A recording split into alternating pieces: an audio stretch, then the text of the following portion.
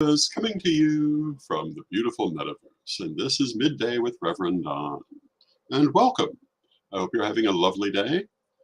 If you would like to take part in the conversation, please type your comment or question into whatever platform you're watching the program on, and it will appear in my chat room, and I'll be happy to discuss it, to answer it, to let the conversation go wherever you would like it to go. I'm going to be talking a little more about the ongoing sale of items that I have, but we can also talk about anything else that anyone wants to talk about, and I'm sure that we will have a variety of things to discuss. If you have been watching my Facebook page, facebook.com/RevDonLewis, you will have seen the first altar images go up. There will be more coming later today, and I was very gratified to see the response people have had. The very first one, pardon me, my mustache is shedding. The very first one, the statue for the Horn God, went within 3 minutes of being posted. Hello, Mary, in the chat room. Hathor and Fortuna and Yemaya also went very quickly. There are still, however, several that are available. There is an Isis, there's a Moot, there is a green man and a green woman. There,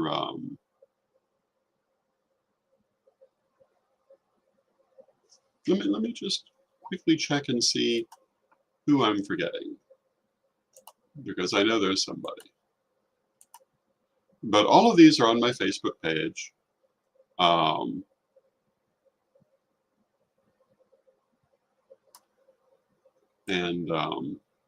Libertas also sold. There's a duality illustrating the idea of polar forces. That is a beautiful altar piece. It can be used as a candle holder, or it can hold a crystal ball or a stone or an incense cone, or it can be used in many different ways. And there is a Benzaiten figure, the Japanese goddess of knowledge. Although I've been told that she is also, this particular statue can be interpreted in other ways as well. So those are the statues that are there. There's still some jewelry that is available.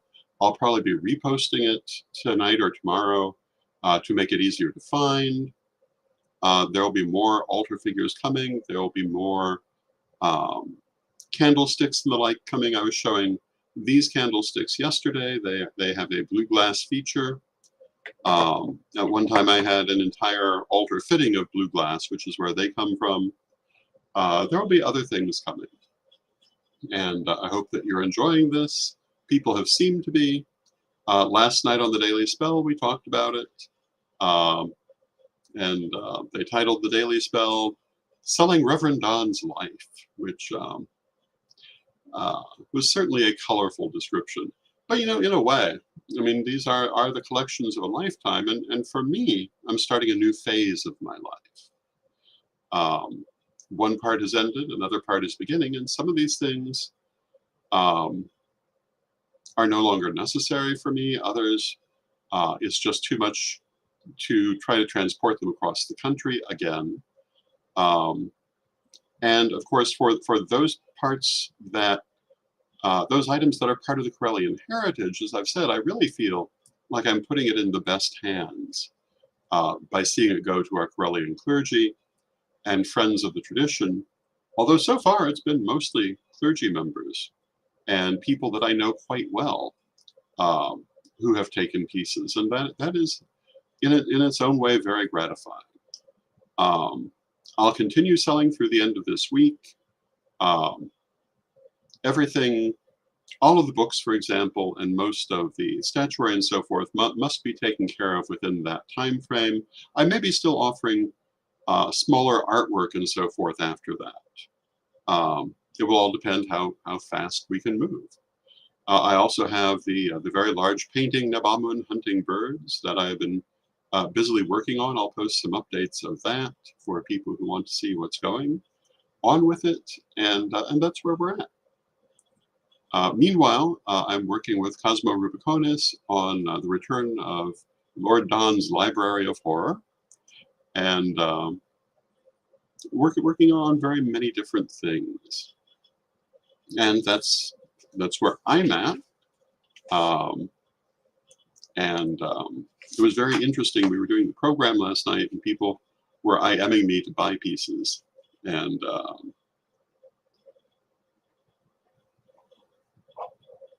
so rather like at this moment, I was trying to multitask.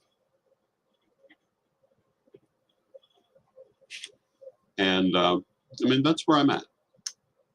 So I suppose I'll keep talking on this subject, but if anyone wants to introduce any other subjects, please feel free. One of the things that one of the reasons I have so many altar figures and so many different ritual pieces is that I was always a person who liked to set a new altar for each occasion. I liked to keep it fresh, to keep it beautiful, to keep it constantly changing and evolving.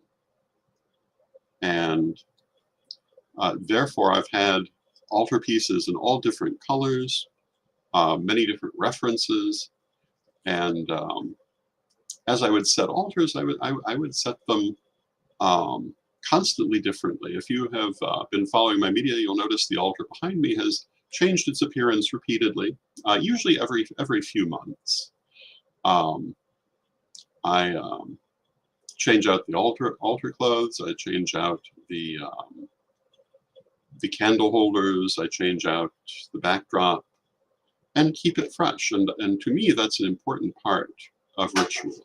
I know other people who feel very differently, and they keep their altar exactly the same way because that gives them a sense of structure and stability, which I certainly understand. But in my mind, it's change and growth that I want to illustrate with my altar. And this is why there are so many different altar figures also, because I certainly wasn't always using just one. And also because I enjoyed creating them. So, so I was saying we have Isis, we have Mut, we had Libertas, we had the horn god in the form of Aries for the spring equinox. We had Fortuna. And we still have a number of them on my page for sale. Others are going to go up today. There is another Yamaya. There should be a Vesta. There should be a Demeter. I just have to open the different boxes and find them.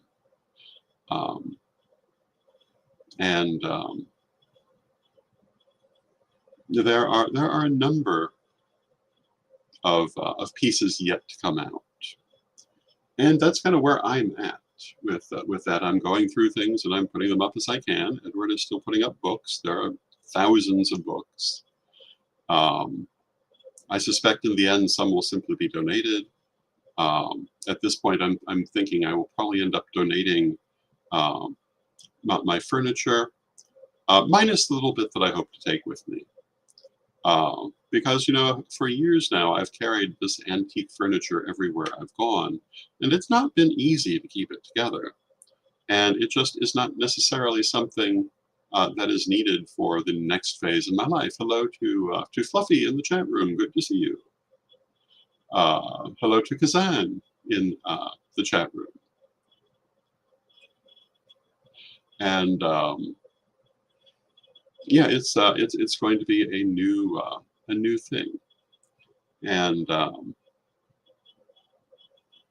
we will see how it goes, and you will see, because I will certainly be talking to you through the whole process. I assume that the day that I'm actually physically moving, I probably won't be doing a broadcast, but I'll be doing it on all sides, and you will share this journey with me. And you know, I've said before, and I'll say again, that I don't feel bad about it, because I feel like Spirit has taken a hand in moving these things to where they need to go. and simultaneously giving me a level of freedom I have not previously had. And hello to Lori in the chat room. Welcome. Um, and, you know, as I watch different people acquiring the jewelry that belonged to my mother and my grandmother, and in some cases, my great grandmother, they're the, you know, they're the people I might have given it to. They're the people I want to see have it. And one of the things that I realized is, had I died in February, that is not what would have happened. So I think Spirit has given me what truly needed to happen with these pieces, and so I'm glad to see them going. I've got lots of things still to mail, lots of things coming. Hello to Yahara. Luna Jade in the chat room, welcome. And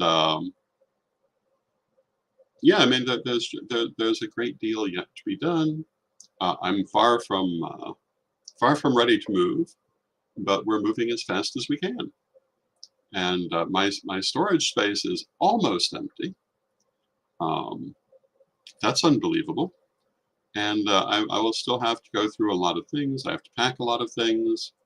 And I have to be on the road by June 7th. So that's where I am at. And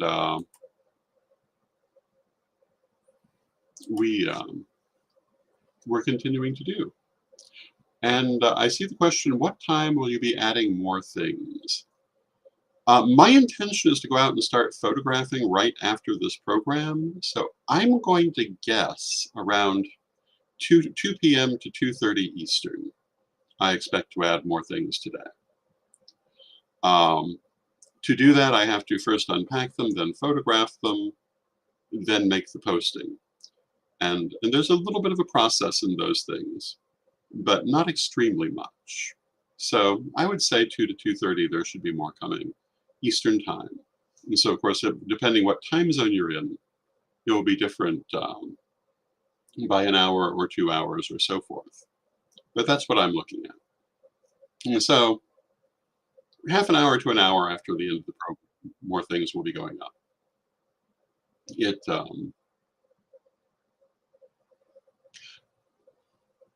And then probably there may be more tonight as well. It depends. You know, it's 6 of one and half a dozen of the other. Am I flooding the page?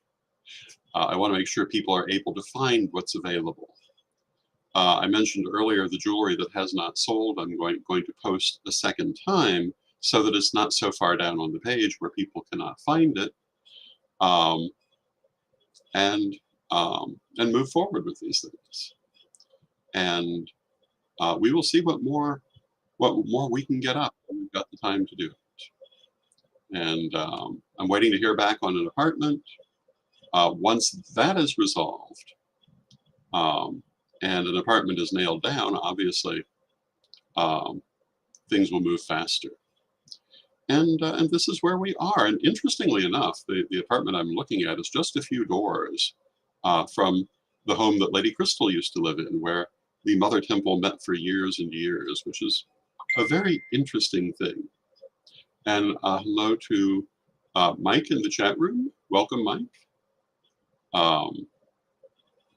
And many of the people in the chat room have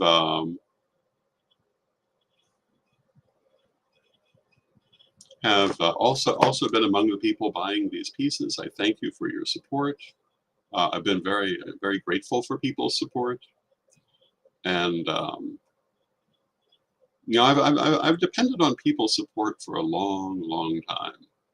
Most of the years that I have been in office, 44 years, I've really been fortunate to enjoy people's support of different ways. And I hope that you'll continue to support me as I go forward in my career. I certainly have much more to do, and we'll continue working on all of these things, books and artwork and teaching and appearances and broadcasting as I go forward. And I hope to continue talking with you on a regular basis, on a daily basis. Now, Fluffy in the chat room asked if I've done any sort of energy work to facilitate getting the new space. And yes, I have been working for the best possible apartment. I'm hoping the one that I'm looking at is that one.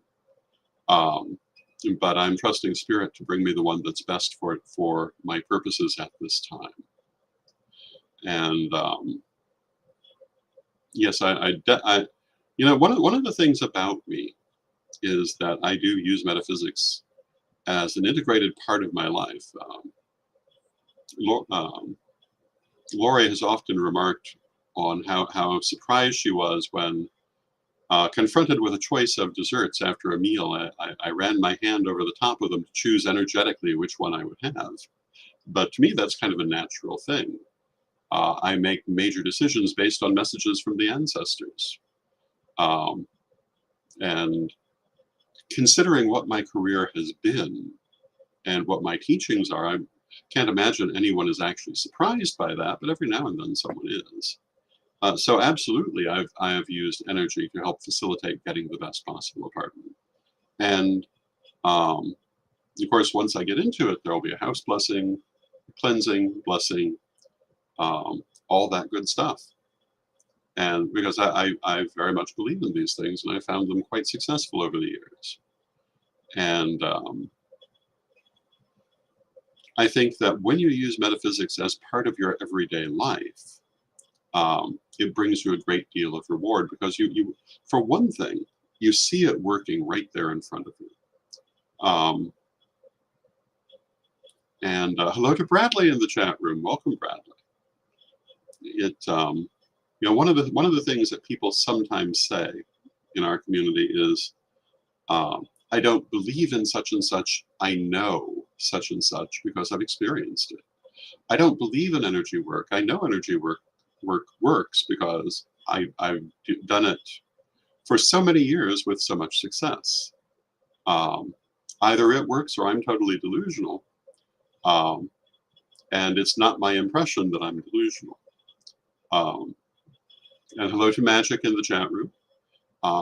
Same with the existence of life after death, the spirit world. I've experienced these. Therefore, I don't believe in them. I know them. Hello to the Dusty Dud in the chat room. And I think that this is kind of an important point. So if you ask me, do I believe in all these things? Well, the answer is yes. But I believe in them because I know them. I've done them.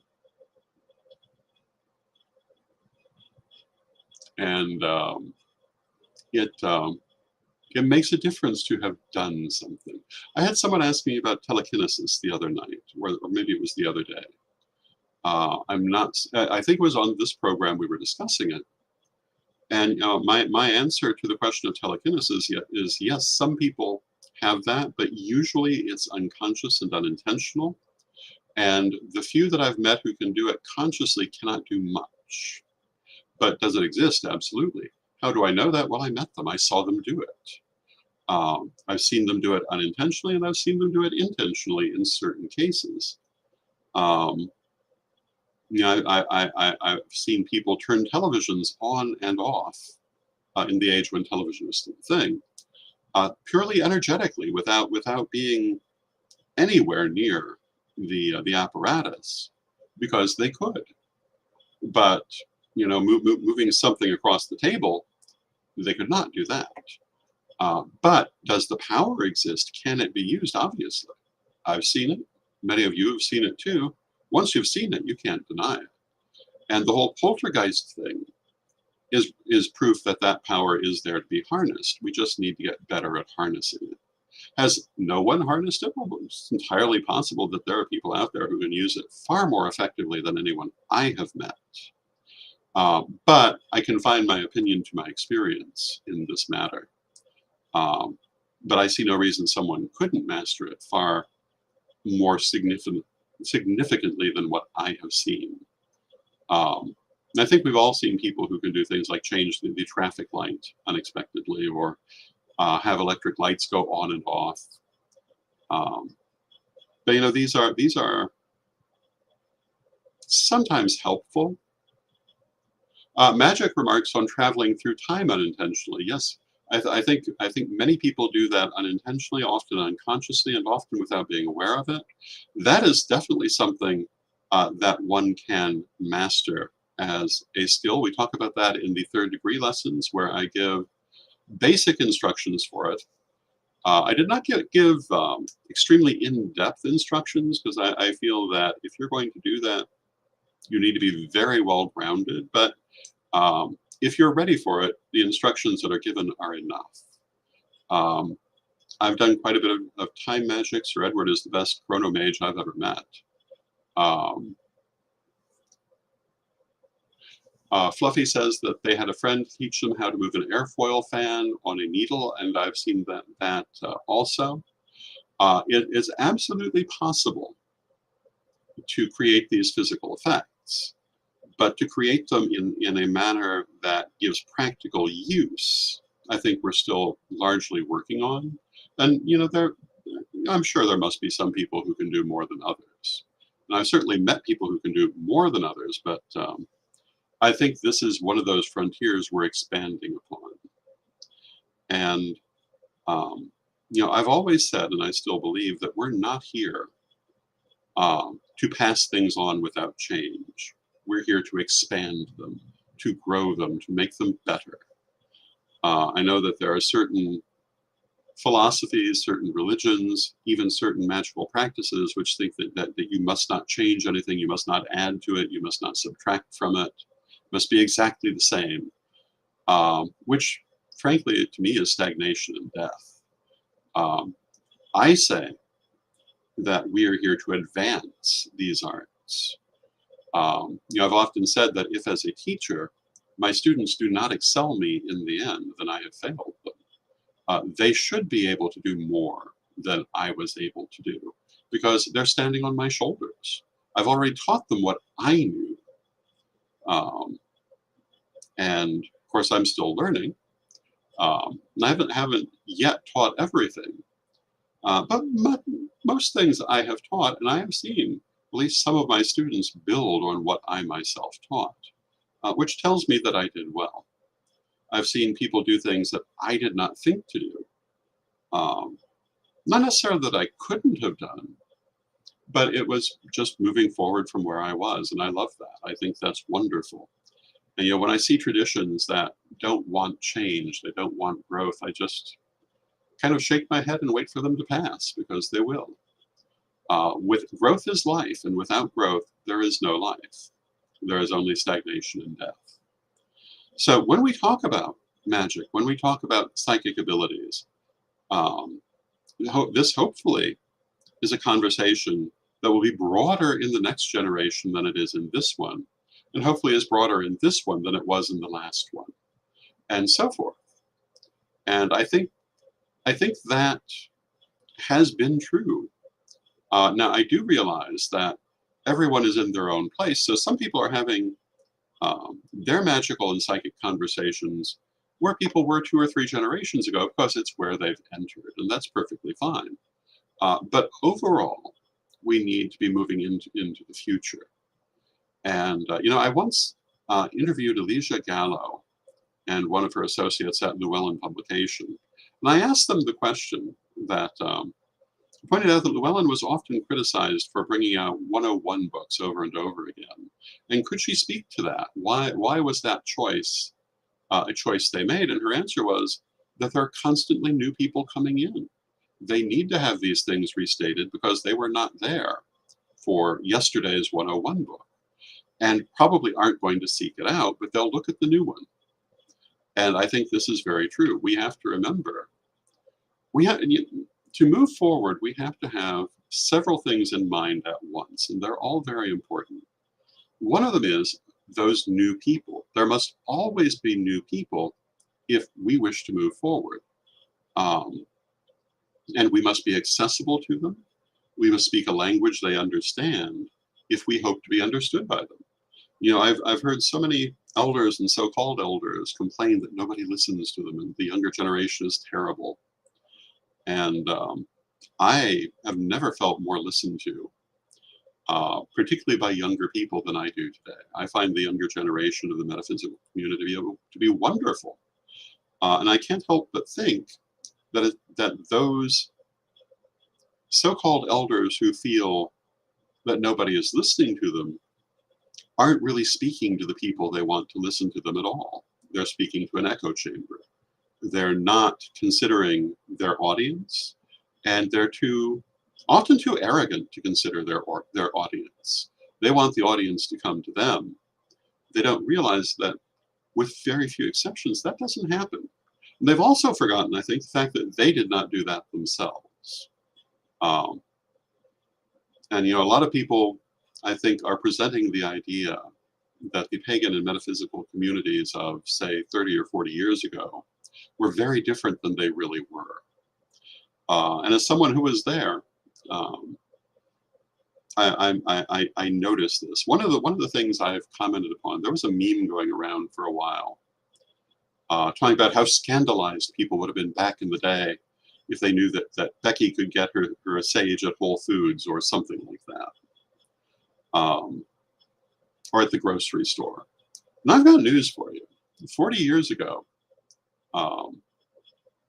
and 40 years ago, we would have been thrilled to be able to get any kind of ritual supply at a grocery store.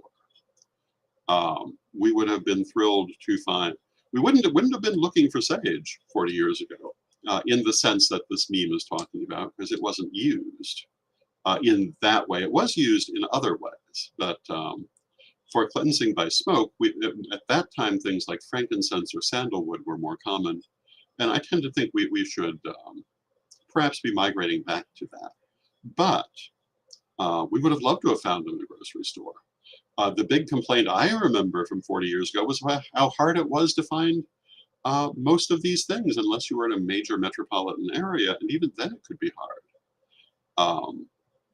Anyone who thinks that the people who were in the community then would not have welcomed greater accessibility obviously doesn't remember the community then, or were not in it. And there are a lot of people who like to talk about how things were years ago who actually were not there.